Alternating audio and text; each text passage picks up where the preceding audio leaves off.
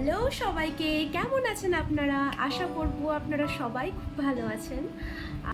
আর আজকের ভিডিওটার টপিক হচ্ছে আমি আমার লাড্ডু গোপালকে খুব সুন্দর করে শৃঙ্গার করব, সাজাবো। তো সেই জন্য আগে আমিও খুব সুন্দর করে সেজে নিয়েছি। আর সত্যি আমি স্পিরিচুয়াল, হ্যাঁ, যারা আমার ভিডিও দেখেছে অল্প হলেও তারা এইটুকু হয়তো জানবে যে আমি স্পিরিচুয়াল, খুবই ঠাকুর বিশ্বাস করি। যতটুকু সম্ভব, যতটুকু ভক্তি দিয়ে করা সম্ভব ততটুকু আমি করি। হ্যাঁ, বেশি কিছু আমি জানি না। হ্যাঁ, এটা বলবো না যে আমি স্পিরিচুয়াল পাতে চলি বলে আমার লাইফে ফ্রাস্ট্রেশন নেই, অ্যাঙ্গার ইস্যু নেই। হ্যাঁ, সব আছে, আমরা মানুষ, আমাদের লাইফে এইসব থাকবেই, আপস অ্যান্ড ডাউনস। বাট হ্যাঁ, সেটাকে কন্ট্রোল করার পাওয়ারটা রাখি।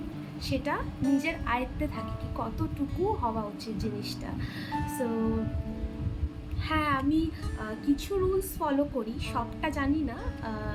যেরকম কি সকালে উঠে আমি কিছু খাই না, না খেয়ে আগে পুজো করি, তারপরে বাকি কাজ, তারপরে অফিস। মানে পুজোটা আমি মন দিয়ে করি, যতটুকু পারবো আমি সেটাই, আমাকে দেখতে হয় পুজোটা পুরো, তো আমি করি সেটা। সো আমি ভাবলাম যে আমার লাড্ডু গোপাল, অনেক দিন আগে ওনাকে পেন্ট করা হয়েছিল, পেন্ট মানে শৃঙ্গার করা হয়েছিল। তো আজকে আমি ডিসাইড করলাম যে আমি নিজের হাতে শৃঙ্গার করব খুব সুন্দর করে। আপনাদের আশা করি পছন্দ হবে। সো চলুন, লেটস গেট স্টার্টেড। ভিডিওটা অনেক লেট হয়ে গেল আপলোড করতে। ঘটনাটা কি হয়েছে, এই যে আমি ঠাকুরকে প্রথমে দুধ দিয়ে স্নান করিয়ে নিচ্ছি। আমাদের তো পিতলের ঠাকুর, বেসিক্যালি ঠাকুরের মানে গায়ে অনেকটা কালশিটে টাইপের পড়ে গেছিলো, অনেকটা মানে পিতলের ঠাকুর যেহেতু। সো আমি স্যাটারডে থেকে ট্রাই করছি যে ঠাকুরকে সুন্দর করে সাজানো যাক। তো স্যাটারডের ক্লিপটাও আমি দিয়ে দিয়েছি, এইটা হচ্ছে সানডের ক্লিপ। মানে ফাইনালি সানডেতে গিয়ে আমি আশীর্বাদটা কমপ্লিট করতে পেরেছি। স্যাটারডেতেই আমি ঠাকুরকে সুন্দর মতন রাব করে লাগিয়ে কিছুক্ষণ রেখে দেওয়ার পরই সুন্দর ঠাকুরের মানে কালশিটেটা উঠে গেছিলো, আর খুব সুন্দর একটা গ্লেজ চলে এসেছিলো। তারপরে ভালো মতন স্নান করি, ঠাকুরের মাথায় যে যত টিপ ছিল সব আমি নেল রিমুভার দিয়ে সুন্দর মতন উঠিয়ে তারপরে শৃঙ্গারটা স্টার্ট করি।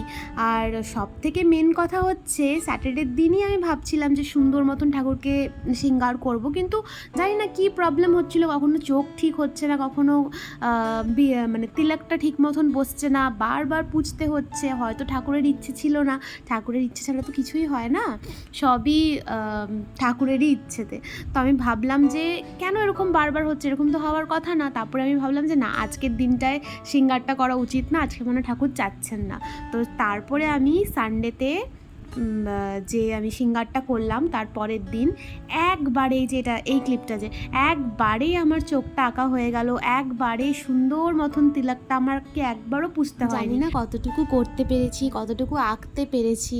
কোনো ভুল ত্রুটি হলে অবশ্যই জানাবেন আমাকে।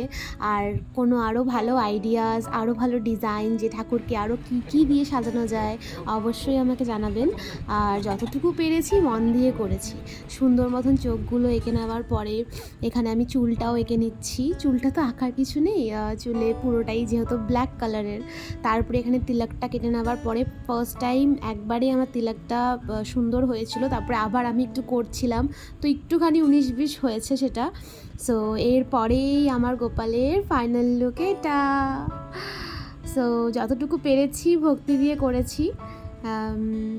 আপনারা অবশ্যই কমেন্টে বলবেন কেমন হয়েছে না হয়েছে। ভিডিওটা ভালো লেগে থাকলে অবশ্যই লাইক আর চ্যানেলটাকে সাবস্ক্রাইব করে দেবেন। Thanks for watching.